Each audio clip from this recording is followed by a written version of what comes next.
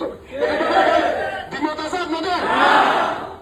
যাই হোক, আজকে বিশেষ করে আগামী নির্বাচন অত্যন্ত গুরুত্বপূর্ণ। আজকে আপনারা দেখেছেন, প্রথমত বড় করে লিখেছেন, প্রধান উপদেষ্টা সংখ্যা প্রকাশ করেছেন নির্বাচন নিয়ে।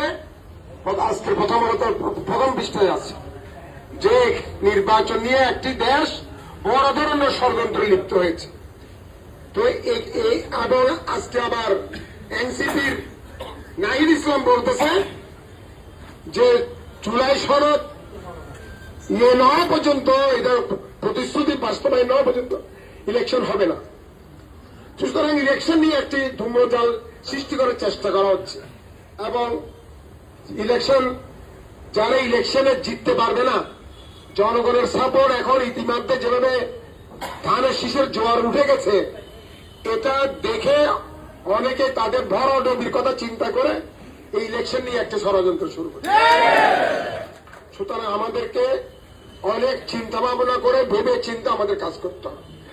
আপনারা ইতিমধ্যে দেখেছেন, আমি যেহেতু আল্লাহ রহমতে মহানগর বিএনপির আহ্বায়ক হওয়ার সুবাদে আমাদের বিশেষ করে যে 7টা ওয়ার্ড আছে, বিশেষ করে 5টা ওয়ার্ড আর 2টা ওয়ার্ড, একটি ওয়ার্ড আমি আহ্বায়কের ওয়ার্ডে চানগাঁওকে বিভাগ করেছি, ওখানে একটা ওয়ার্ড নতুন করে হয়েছে, আর হচ্ছে 43 নম্বর ওয়ার্ড পশ্চিম 2টা সাংগঠনিক ওয়ার্ড 2টা, বাট সিটি কর্পোরেশন ওয়ার্ড হচ্ছে একটা। তো আমাদের ওখানে 7টা ওয়ার্ড। এই 7টা ওয়ার্ডের প্রেসিডেন্ট যারা আহ্বায়ক সদস্য হয়েছে, এগুলি আমি যেহেতু আহ্বায়ক, আমি নিজে এদেরকে আমি নাজিবুর রহমান কমিটি ঘোষণা করেছি। এই সুবিধা কিন্তু সুবিধা হয়েছে কি, তারা সবাই কিন্তু এই 7টা ওয়ার্ডে দিন রাত কিন্তু কাজ করে যাচ্ছে। ওখানে প্রথমে তো আমরা সদস্য সংগ্রহ মিটিং শুরু করেছি প্রতিটি ওয়ার্ডে, পরে আমরা 31 দফায় মিটিং করেছি। এখন যেহেতু এই নির্বাচনের হাওয়া বইতেছে, তারা আবার ইউনিট কমিটি করে ফেলেছে, একটা ওয়ার্ডে 3টা করে ইউনিট করেছে কমিটি।